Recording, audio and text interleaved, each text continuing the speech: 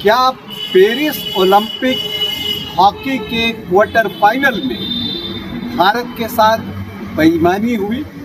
हालांकि भारत ने quarter final में ग्रेट ब्रिटेन को शूट आउट में शूट करते हुए ओलंपिक से आउट कर दिया है, लेकिन बावजूद इसके ये सवाल उठ रहा है कि क्या भारत के साथ इस मुकाबले में, इस क्वार्टर फाइनल मुकाबले में बेईमानी हुई? क्या अमित रोहिदास को जो रेड कार्ड दिया गया, क्या वो सही था? आज इसी पर चर्चा करूंगा और आपको बताऊंगा कि जो हॉकी के एक्सपर्ट हैं वो इस पर क्या कह रहे हैं, सोशल मीडिया में क्या कुछ चल रहा है। नमस्कार, आप देख रहे हैं न्यूज़ 22 को और मैं हूँ राकेश रंजन।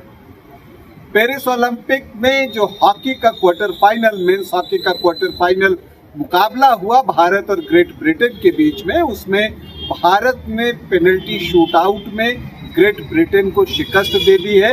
और आपको बता दूं कि भारतीय टीम सेमीफाइनल के लिए क्वालिफाई कर गई है। एक दिलचस्प बात यह कि पिछली बार जब टोक्यो में ओलंपिक हुआ था तब भी भारत ने क्वार्टर फाइनल में ग्रेट ब्रिटेन को ही पराजित किया था। लेकिन आज हम जिस विषय पर चर्चा कर रहे हैं वो ये है कि क्या इस क्वार्टर फाइनल मुकाबले में भारत के साथ बेईमानी हुई?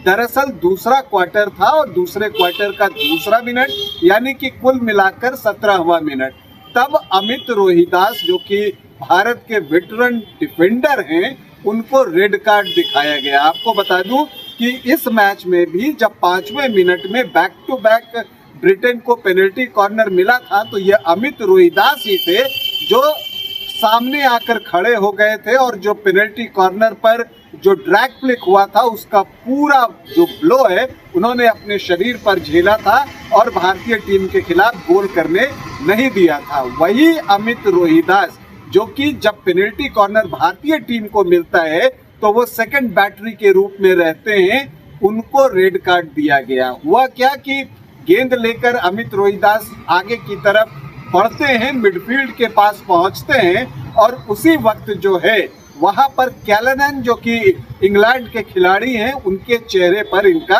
स्टिक लगता है। शुरुआत में तो फील्ड अंपायर को यह सामान्य लगा, लेकिन फिर जब थर्ड अंपायर के पास, ऊपर टीवी अंपायर के पास जाया गया तो वहां पर जो टीवी अंपायर थे उन्होंने फैसला दिया कि ये जो है इंटेंशनल है और जो चेहरे पर कैलेनन के स्टिक लगी है उसकी वजह से अमित रोहिदास को रेड कार्ड दिया जाए। लेकिन जबकि आप अगर उसे देखें तो वो लगता है कि इंटेंशनली अमित रोहिदास ने वैसा कुछ नहीं किया। वो गेंद के साथ भाग रहे थे जैसे कैलेनन जा रहे थे और उसी वक्त उनका स्टिक ऐसे होता है और वो उनके चेहरे पर लगता है।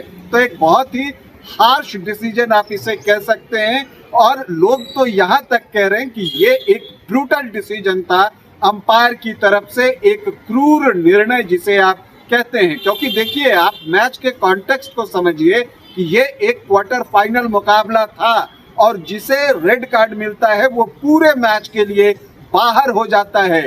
तो अमित रोहिदास को रेड कार्ड मिलने की वजह से इंग्लैंड के 11 खिलाड़ियों के सामने भारत की 10 खिलाड़ियों की टीम रह गई। तो ये जो एक इम्बैलेंस वहां पर प्रोड्यूस हुआ वो अंपायर के निर्णय की वजह से हुआ, क्योंकि कहीं से भी देखकर नहीं लग रहा था कि अमित रोहिदास ने जानबूझकर जो है ये चोट कैलेनन को पहुंचाई है। लेकिन अंपायर ने निर्णय दे दिया तो उसे मानना हर किसी के लिए बाध्यकारी होता है।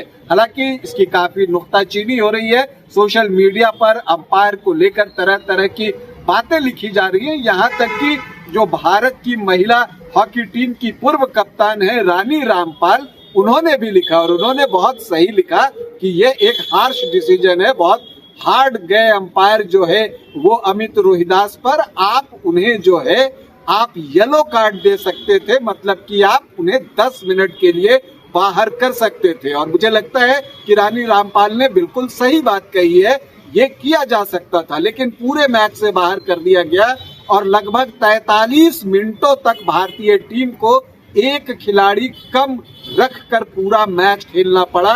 तो ये जो असंतुलन मैच में आया इसके लिए जिम्मेदार वो अंपायर थे। और ऐसा नहीं है कि इसी मैच में, हालांकि ये मैच भारत ने जो है वो जीत लिया और जिम कैलेनन के ऊपर जो चोट का आरोप लगा भारतीय खिलाड़ी अमित रोहिदास पर, वो कैलेनन जो रेगुलर टाइम था उसमें भी गोल नहीं कर सके, पीआर श्रीजेश ने उसे बचाया, और शूटआउट में भी वो गोल नहीं कर सके, पीआर श्रीजेश ने बचाया। और पीआर श्रीजेश ने मैच के बाद ये बातें भी कही कि जब अमित रोहिदास को रेड कार्ड दिया गया तो वो और मोटिवेट हो गए, और उन्होंने कहा कि मुझे लगा कि मुझे अब उसके लिए यानी कि अमित रोहिदास के लिए भी खेलना है। तो ये बातें पीआर श्रीजेश ने कही।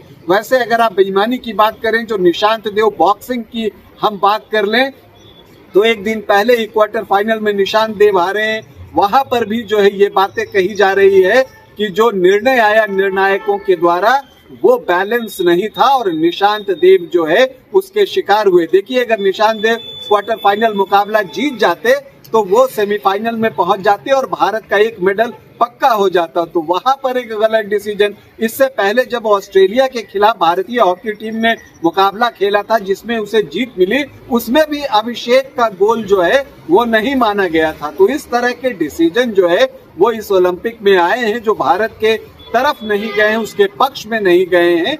ये बात निर्णायकों को भी सोचना चाहिए कि आप पक्ष में भले निर्णय न दें, लेकिन जो सही निर्णय हो वो देने की कोशिश करें। लेकिन ये जैसा मैंने आपको कहा कि अमित रोहिदास को रेड कार्ड दिखाने का कोई भी फायदा जो है वो ग्रेट ब्रिटेन की टीम को नहीं मिला। भारतीय टीम और इकट्ठी हो गई और मोटिवेटेड हो गई और उसने ग्रेट ब्रिटेन की टीम को क्वार्टर फाइनल मुकाबले में शूटआउट में पराजित कर दिया और सेमीफाइनल में अपनी जगह आरक्षित करा ली। अभी के लिए इतना ही, इजाजत दें, नमस्कार। घर के लिए ग्रोसरीज की जरूरत हो या चाहिए फल और सब्जी, डेयरी या बेकरी प्रोडक्ट्स चाहिए या beverages, snacks and branded foods चाहिए हो या ब्यूटी प्रोडक्ट्स, अब इनके लिए अलग अलग दुकानों की तलाश हुई खत्म, क्योंकि रांची में खुल गया है केस्टो मार्ट, जो रखे आपका और आपके बजट का ख्याल। हर सामान पर 5% की छूट, होम डिलीवरी की सुविधा भी। आज ही पधारें। Kesto mart, one stop solution for every customer's requirements. Call 9153989339.